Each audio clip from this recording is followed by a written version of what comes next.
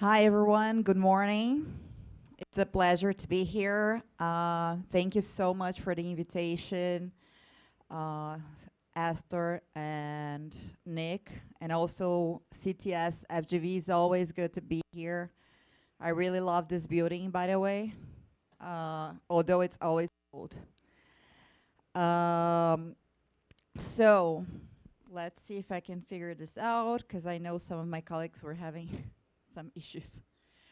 Um, I am going to talk today about how we can bridge the digital divide through the use of FOSS, right? So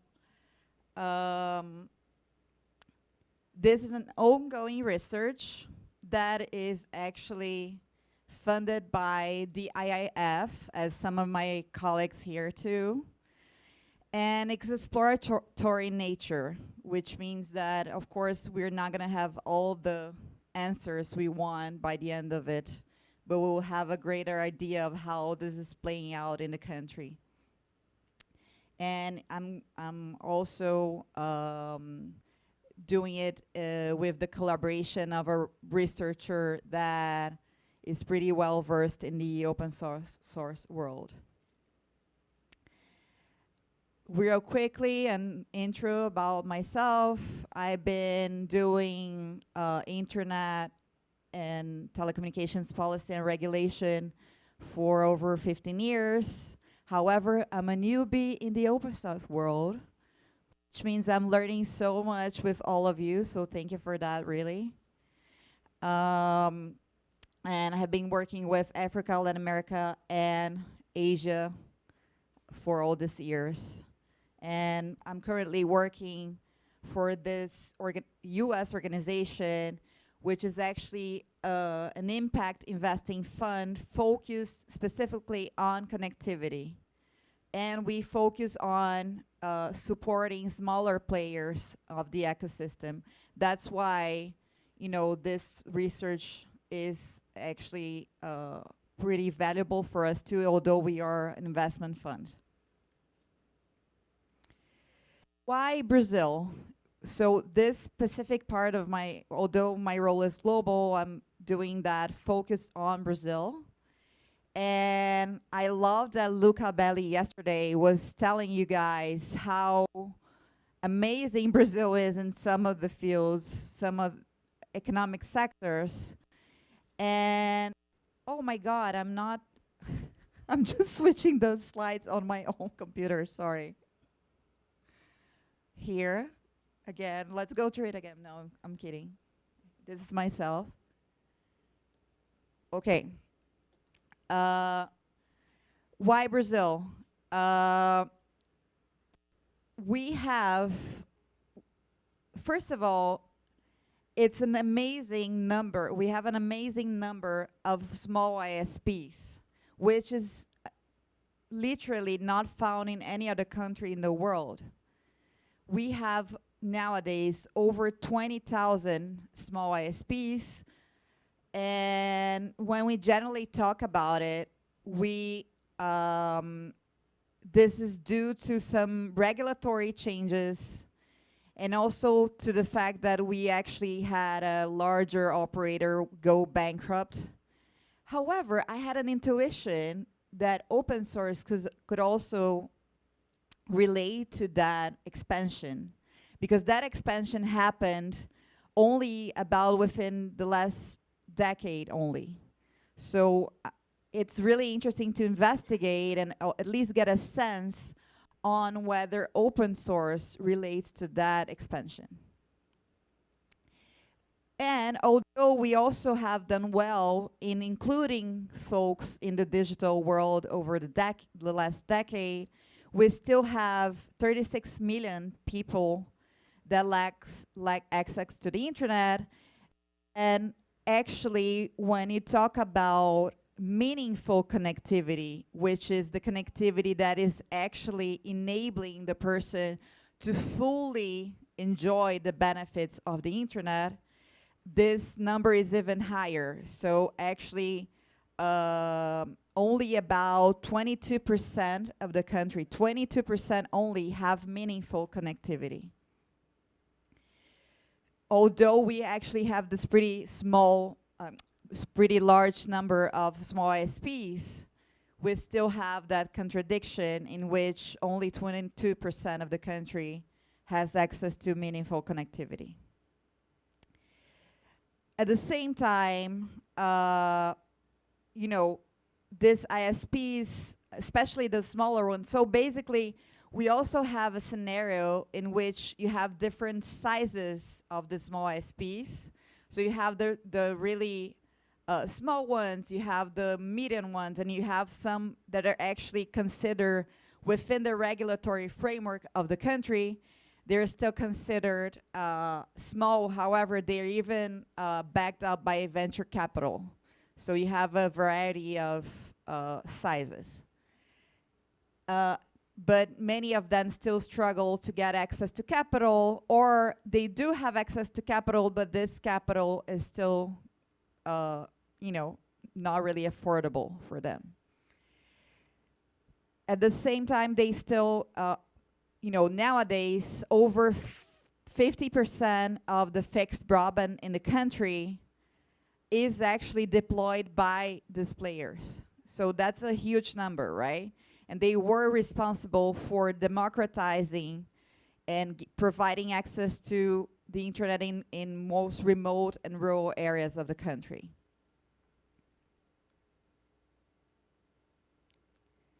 One key clarification is that most of this over 22,000 ISPs are actually private. They're small private companies, and some are not as small as I was explaining. However, here I'm also going to investigate what we call community networks, which are not registered as private organizations, but are community-led. But we only have around 60 of them in the country. So basically, for the purpose of this presentation, I'm sort of merging them all in one. I generally talk about community-focused organizations, but here I'm calling, for the purpose of this presentation, I'm talking about small ISPs, but I'm also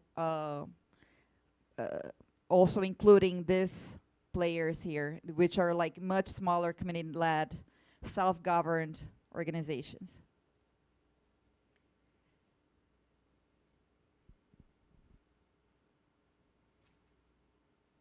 So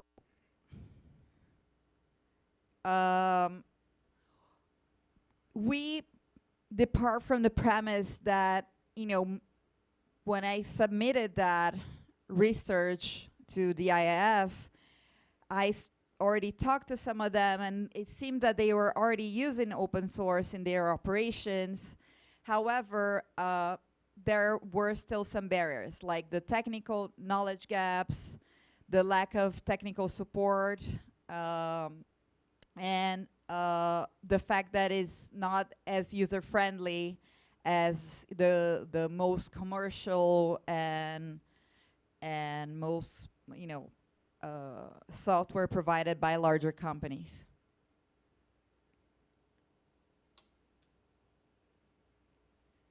Some examples of the software they are already using is Free Radius, which is American. MikroTik, this one, by the way, is really common. MikroTik from Latvia is really common. Most of them are using it. Osmocom from Germany. And, well, we have others. But, you know, just to give a sense that it also coming from various countries, what is already being used here. I'm going to go quickly on how we are doing it. We are doing semi-structured interviews, document analysis, and data analysis. And we already have a bunch of interviews. However, we are probably going to partner with the largest small ISPs organization in the country to submit a survey, online survey, and get even more answers. With this research, we currently, as Connect Humanity, we have a program in which we try to leverage the knowledge of small ISPs and make them more investable ready. So investment readiness is an issue. So for example, sometimes they even have like a large amount of customers. However, if they want to go like to the National Development Bank and get money, they don't have like a balance sheet properly done, or they have still struggle with being investment ready. So we have that program, and we can add a component of open source within that program. In our view, that can also lead to them being more investment ready if they make use of software that allow them to be more effective and efficient. In the end of the day, that relates to the sustainability of the small ISPs, right? So that's why we are doing it. And also maybe, maybe can also lead to other countries to adopt some of this and actually also foster their ecosystem of small ISPs.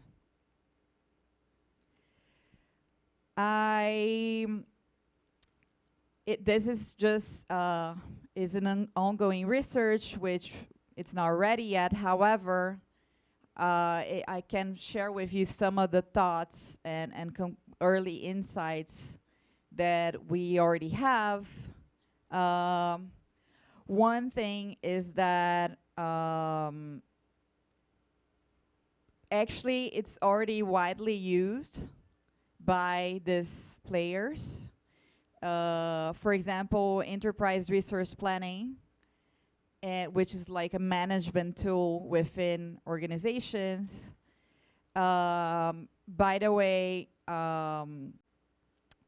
this is already used by other companies too, so not only small ISPs, but also other types of companies.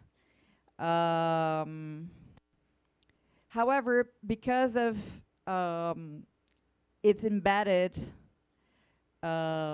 within a stack of software, many times that's less visible to workers and owners. So they're not necessarily aware that they are using open source.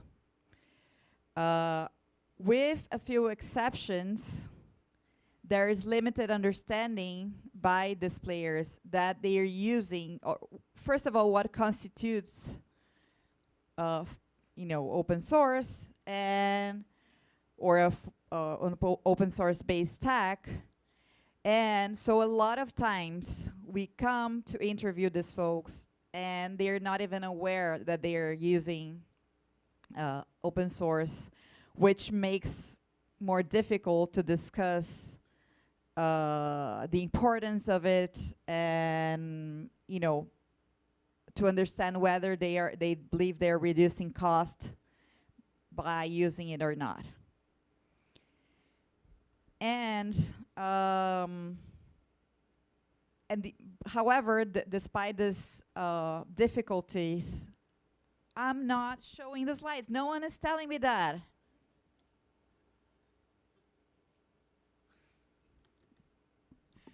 Good morning, everyone. I'm Nathalia Foditsch. I'm talking about ISPs today.